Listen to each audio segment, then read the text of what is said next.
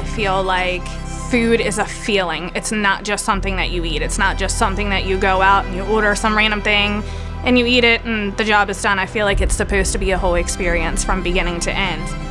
Food should speak to you. It should speak to your heart more than anything. I like to be unorthodox. I like to combine flavors that you probably shouldn't and see what happens.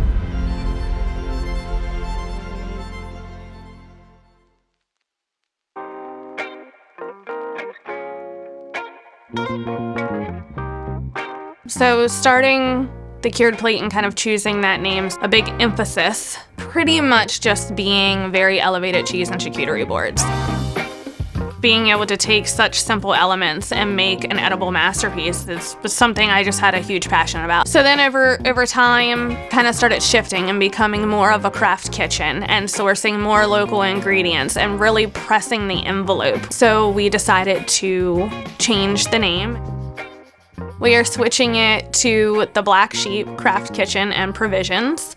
The Black Sheep is a Prohibition-era replicated speakeasy. So we wanted to do our best to kind of replicate that timeless ambiance and what it stood for, the secrecy and the fun and the gangsters and everything that went along with it. So it was very important to kind of showcase all of that. And I wanted to bring that food art element to a table in a restaurant setting.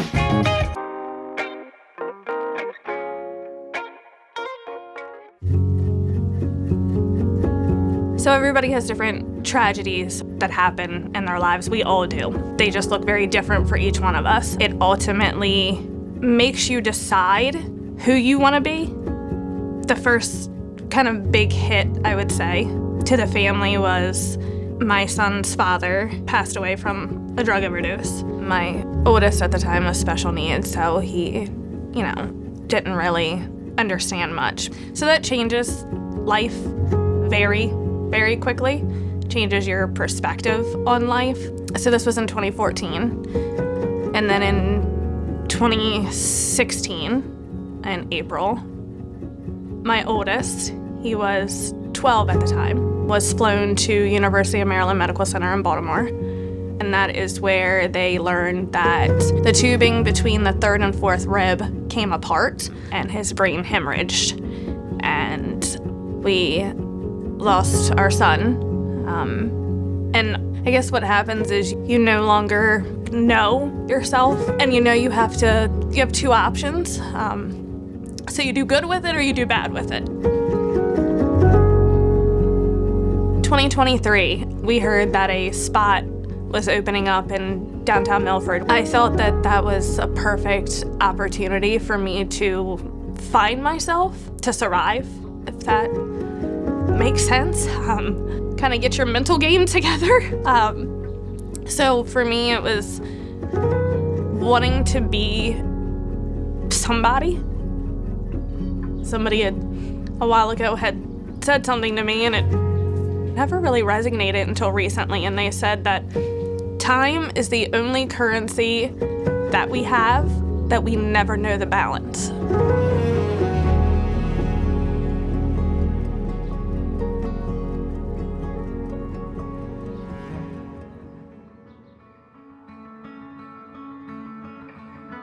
Family owned and operated is a huge thing. I think it's cool.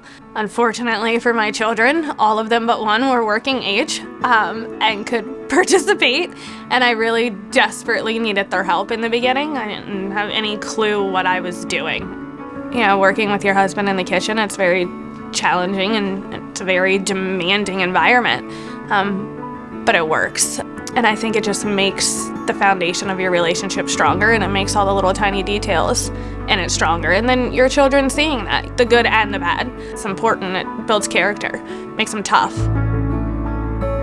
I feel like you can't be a good person or a good friend or a good wife or husband or a good mother or father unless you're good. Especially for moms, I think we tend to not chase our passion or our dreams because we have to. Being a good mom doesn't mean you stay home and take care of your kids. Being a good mom doesn't mean that you go work, a 9 to 5. We all have our different versions of being a good mom. What matters is that at the end of the day, you love yourself, you're happy, you're healthy, you're showing them real life things, and that they understand that and they're proud of you for that. And I think that's kind of what makes the story even more beautiful. It's been extremely rewarding.